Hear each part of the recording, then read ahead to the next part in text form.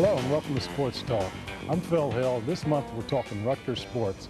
And who better to talk sports with than the Director of Athletics for Rutgers University, Bob Mulcahy. Bob, Rutgers University sponsors 30 Division I sports, the most of any university in the Big East. Is that by design? Well, we've had 30 sports here. Actually, we've had as many as 32. And over the years, they dropped 150-pound lightweight football, and they dropped one other sport. I just don't remember. I wasn't here. Boston College has about a similar number, but after you get by Boston College, the bulk of the universities in the Big East are somewhere in the neighborhood of 19 to 21, with a low of Miami, which is at 14. There are 14 state-of-the-art facilities here at Rutgers. Can you tell us a little bit about them? Well, we've done a lot to upgrade the facilities that we have here, and we're frankly in the process of doing more things. We have the Hale Center and the football stadium, which are the home not only of the football team, but houses the men's soccer team, the women's field hockey team, and the men's lacrosse team, and houses a weight room, computer center, and academic support area. The second facility is the athletic center, which we sit in right now, which houses the offices for the department. So all of the work that goes on, the administrative work running the department, is here in this building.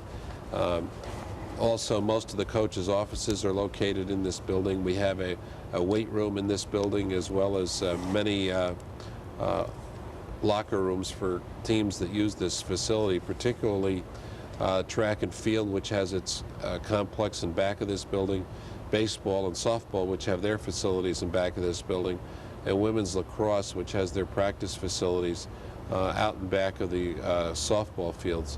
So that between the Hale Center and here, the bulk of the athletic department activities take place. We do have some ancillary activities. We have the gymnastics team, which is housed on the Livingston campus, and we have the swim team, which obviously operates out of the Werblin Center, and the old College Avenue gym still is home for the wrestling team and the women's volleyball team, so, and the fencing teams. So we're a little spread out here, and part of the effort since I've been here was to centralize what we've done, or what we do, and we've been able to do some of that, particularly with the administrative staff getting it all in one place. But we've upgraded our locker room facilities. We've upgraded the things that we need to do in relation to Title IX. We've made improvements to our practice fields by irrigating them. We've made improvements to some of the facilities and the game facilities, for example, the track and field complex with we now have spectator stands. We have a loudspeaker system, and we have the capacity in our hosting the Big East track and field meet. So that we do host a lot of the conference meets because of our facilities, and I think it's probably a credit to us that we're able to do that. Okay. Gary Walters, the athletic director for Princeton University, in the Sports Illustrated article was defending against educators and others who had determined that there's an overemphasis of college sports. He defended it rather vigorously. You find yourself in the same position? Well, yes, you know, and it's very easy for people to sit on the sideline and make assumptions that if you don't spend money on athletics, it's necessarily going to go to someplace else in the university. I think that's the first fundamental mistake that people make. And the second one is that we're a state university, and New Jersey is a very diverse state. And part of the role of a state university, I think, is to offer opportunities, educational opportunities for all of our citizens. Many of our citizens come from areas that wouldn't afford them the opportunity to get a college education unless they were a good athlete. Now, the responsibility for us is to run a program that's done the right way, is strong enough, and educates these persons both academically as well as make them better players in case they want to go on in life. And we've made a big point of this, that we want to run the athletic department the right way and win the right way. And I think that we've done that through enhancement of our academic support areas, through the emphasis that the coaches are making on achievement.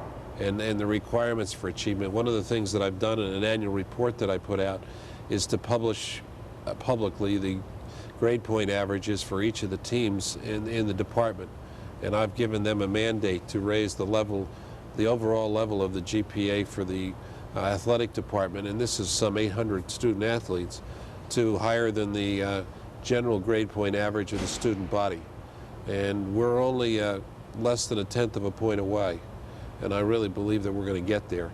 And I think once you demonstrate that your athletes are doing as well or better than the student body here, then I think people have to take a whole new look at what we're really doing here. Okay. Bob, I don't think many people realize it, but the athletic budget, I understand, is less than 1% of the overall budget for the university? It's less than 2% of the overall budget of the university, and the amount of support that comes from the university is about less than 1%, I believe, of the university budget. You make a judgment. If you're going to be a major state university, a major research university, an AAU university, as we are, where a Rutgers degree means a lot, then there's no reason that we shouldn't compete on the same levels that a Penn State, a Michigan, University of Pittsburgh, University of California, UCLA, universities that are recognized throughout the country as outstanding.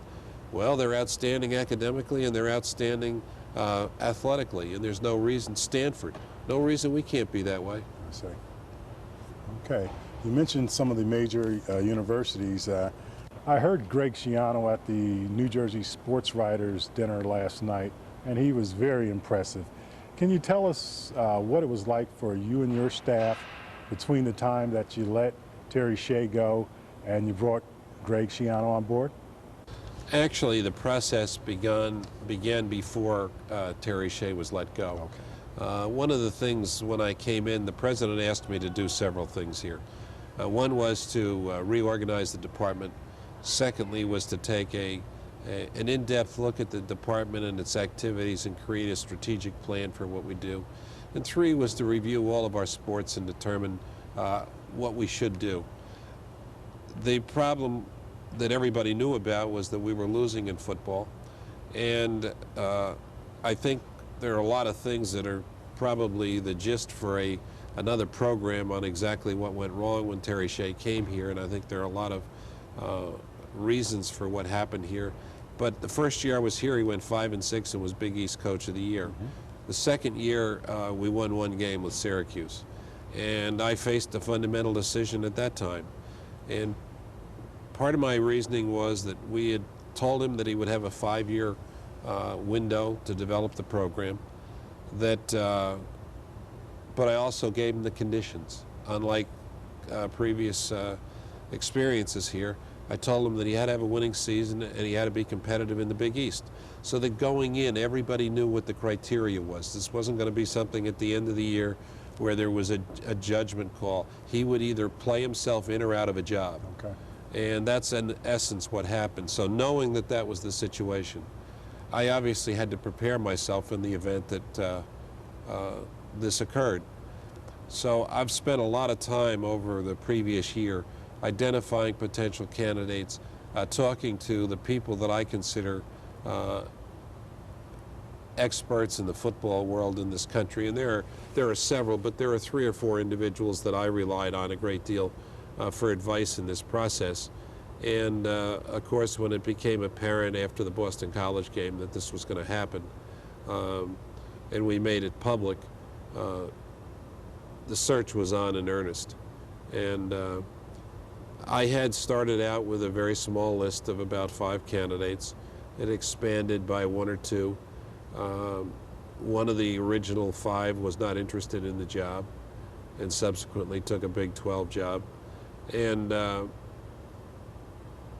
we went from there. And everybody in the world had an opinion as to who the coach should be. Really. But part of the process was that I talked to the high school coaches. I met with the high school coaches because I was extremely sensitive to the fact that they had to be involved in the process and had to believe they were part of the process because it was important to the future of this program in this state. It turned out by way of scheduling that Greg Schiano was the last to be interviewed. I see. And within the first hour, it became very apparent to me that he had a commitment and a passion and a desire for this job that I had not seen in the other candidates. It was a discussion that lasted some 14 hours over 2 days, Wow.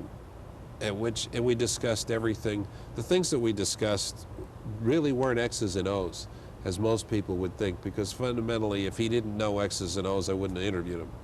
But the critical issues that I felt were important, and I think are important for a high-profile coach in any sport: leadership, integrity, who his staff would be, how we would go about recruiting.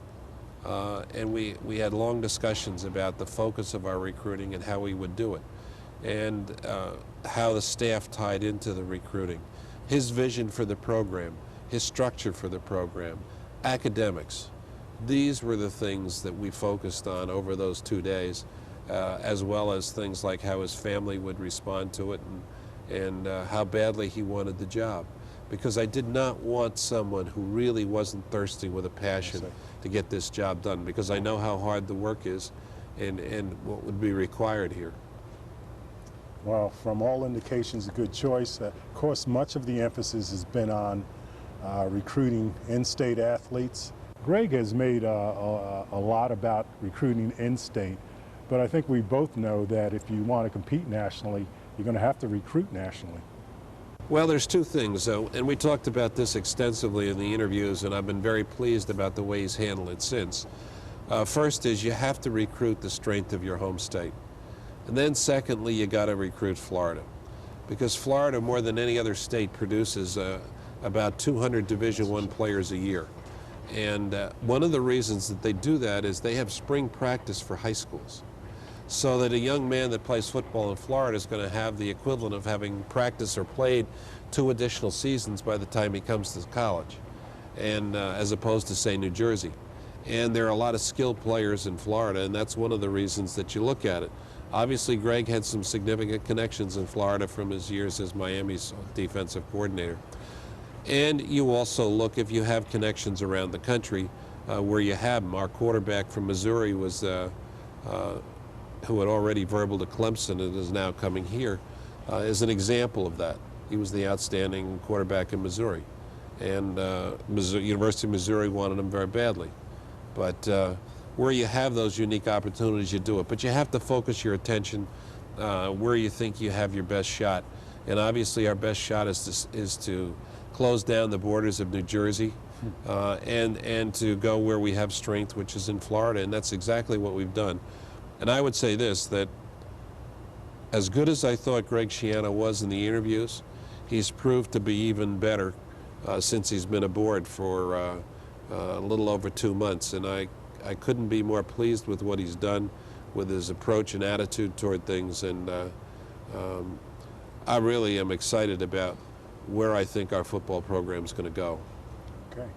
Speaking about excitement, Kevin Bannon had a huge victory over Seton Hall last night, but there are still those that are concerned about him and the program. What do you say to those people?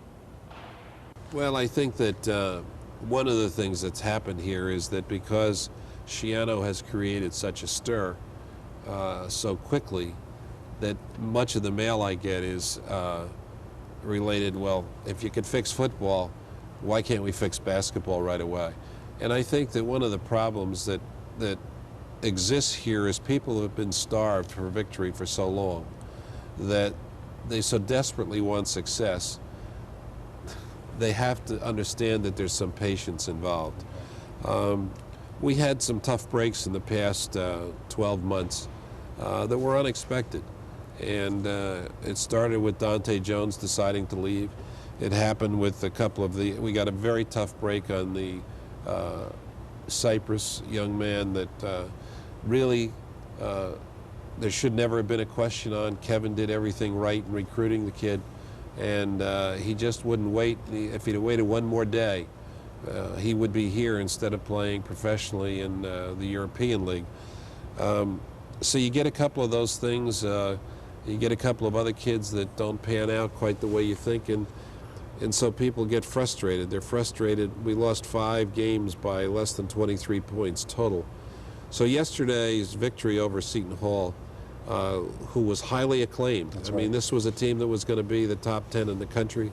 Their freshmen were their recruiting class was the top recruiting class in the country.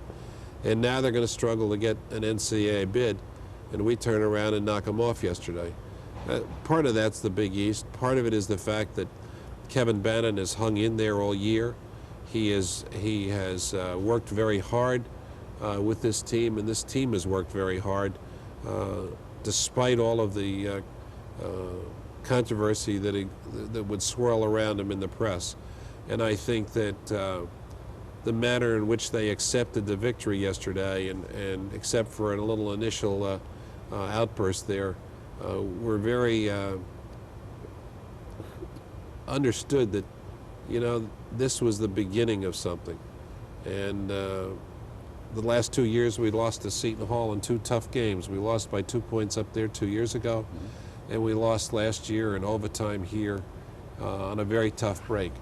And so it was hard for me to sit there during the game, and particularly when we started to get down by 15 and then 17 points, and wonder, you know, when is it going to turn around? And all of a sudden these kids put it together, and they listened to the coach. The coach told them to be patient yesterday, that things would turn around because that was the nature of Seton Hall. And he was right, and I think they learned a valuable lesson. And I've had many discussions with the coach, and I think that he's got a viable plan, and I'm very optimistic that this will turn around. Okay. In the last few years under your tenure, corporate sponsorship has been on the rise. Can you tell us just how that affects the athletic program? Well, our corporate sponsorship is providing about $2.5 million to us right now, and our goal is to get to $4 million over the next 3 or 4 years. One of the things that we've done in an effort to accomplish that is to bring in a professional firm, Nelligan Sports Marketing, to really take over the marketing for us. They have a professional staff. They do several of the Big East schools. They do the Big East Conference. But they're very creative, and they know how to handle negotiations with a lot of companies. Kevin McConnell had done a terrific job here, but he was a one-man band. I see. And he's got so many other things to do that he and I discussed this and thought this would be the way to go, and it's turned out to be very successful. TJ Nelligan, who runs the company, had headed the college division for the Host Communications, which was the major collegiate marketing force in this country for years, and did the NCAA did the college basketball tournaments for the NCAA. So TJ had a great understanding of this, and when Host was sold a couple of years, he broke off and set up his own company, and it was kind of a unique opportunity for us.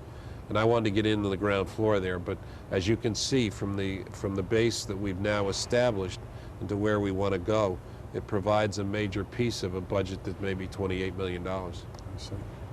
Bob, April 15th for most of us means it's time to get our taxes in. But for you, April 15, 1998 was the day that you came on board to Rutgers after 19 years with the New Jersey Sports and Exhibition Authority. You know, it's interesting. There's a lot of people that didn't understand it. But there's always a time to leave.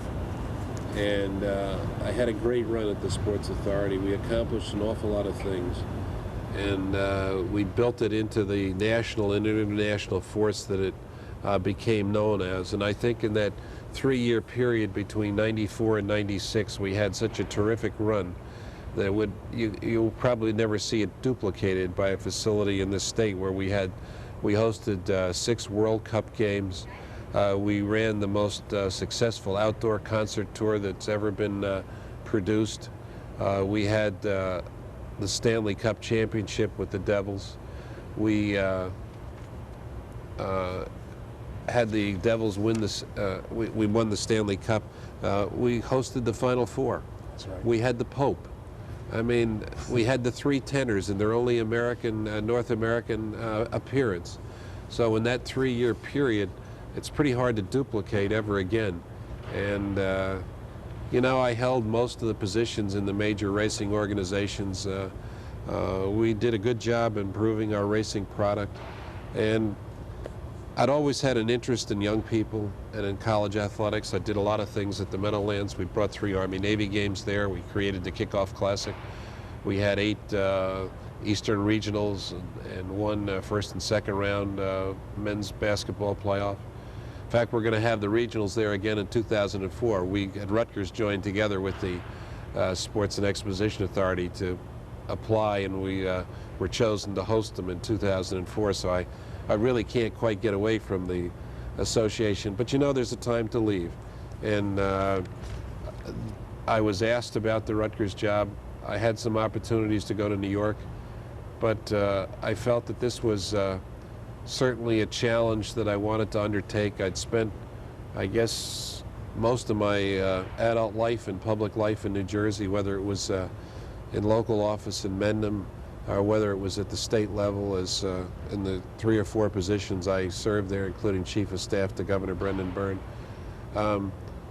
I've really been involved in the life of New Jersey and have a great deal of pride in many of the things that I've had a role in helping to accomplish. And so I think it was sort of a natural thing for me, but in the eyes of most people looking at the Sports Authority, they didn't understand why I was leaving there to come to Rutgers. But I'm really happy that I did, and I think that I'm excited about the things we've been able to do here, and we got to complete the agenda. Okay. While some may wonder why you left that job, some may also wonder why you left Mendham after 37 years, 7 children and 10 grandchildren later. Well, Mendham will always have a special place in my heart. We were there 37 years, the same house, 2 additions. The kids were all raised there. We had a big backyard, and many years the grass was non-existent because of all the games that took place there. But the kids, the youngest one, Deirdre, was coming to college. There would be no one left at home, and Terry and I felt that the time had come that perhaps we would reduce our maintenance responsibilities and move a little closer to Rutgers. She enjoys the activities here. She does come to a lot of them, and by moving to the hills in Basking Ridge, we made our commute about 20 minutes shorter, and we don't have to take care of maintenance. And you know, I'm not home all that much anyway, so it was a change in lifestyle, but one I think that was very beneficial, and I think we're both very pleased with it. Critics, even critics tend to talk about you in a different way. I'm sure you saw the letter to the editor in the Tribune about a week or so ago, and seemingly the worst thing that they could say is that Bob Mulcahy is too good for the Rutgers job. He should be doing something else. What do you say to those people? Well, you can't exist in public life without being criticized. And you know, as hard as you can get about seeing the criticism, it's always difficult, and you have to build up a certain shield to it, and I guess I've been pretty successful, although there are times when it gets to you. I think this, if people really know me, they know the things that are important to me, and they know the things that I have great interest in, and if they really knew me, they would understand why I did this. I really have an interest in making the student athletes here have a better experience, to improve the athletic department here. And I enjoy working with young people, and there have been some success stories. I enjoy the interaction. I enjoy the opportunity to perhaps make an imprint on their lives. And if I can do that by what we've done here, then I've done something that I can't do by going to New York or working in a faceless agency or being involved in big-time professional sports. I've had my fill of that. I see where it is and what it is, And you know, I have a unique perspective because I can sit and talk to these young people here who are talking about professional sports and explain to them the value of a degree. That without a degree, they have nothing, because their athletic career in professional sports can be over in a minute, can be over in a couple of years, but at some point it will be over. And then they have the greatest portion of their lives to live. Are they prepared to do that? Part of our role here, with all of the things that we do in the athletic department, which include not only the academic issues, but we have a series of life skills programs here that we do for them. We have courses to improve their speaking and writing, and these are the things that I saw in professional athletes in my years at the Meadowlands, where they came out of school without a degree, they blow out a knee, and then they're looking desperately to complete their education because they realize they have to have that. So I've made a big point of impressing upon them what it means and how important it is, no matter how good they may be. And so I think that when you look at those kinds of things and the ability to make a dent, and if you know me, you can understand why I would do this. The New York Times called you a man of quiet fervor and foresight, a visionary. Where do you see yourself and Rutgers University in the future? My hope, desire, and frankly my whole being is directed at raising the level of this department and its program and its image so that it becomes a tremendous source of pride, not only for the university but its students and for the state. And part of that is through the strategic plan that we're in the process of implementing, which focuses our resources where we think we can have a major we have a major commitment, and we feel that we can get the kind of response that we need. It's our commitment to the Big East and those sports. I want to be in the Big East Commissioner's Trophy. I want our teams to be in the NCAA. I want our academic averages to be higher than the general student body average here. And I believe we can do all those things. And I am committed to do that and see it through. Okay. Bob, someone once talked about developing a program as the gem of the East. I think that for Rutgers University in the state of New Jersey, Bob Mulcahy is the gem of the East, and we're very fortunate to have someone of your capabilities. I'd like to thank you and wish you the best in the future. Phil, thank you very, very much, and it's a wonderful compliment, but you know, no individual does this by themselves, and I've been blessed with being able to hire some very talented people along the way who have remained loyal and committed, and that's really how we get it all done.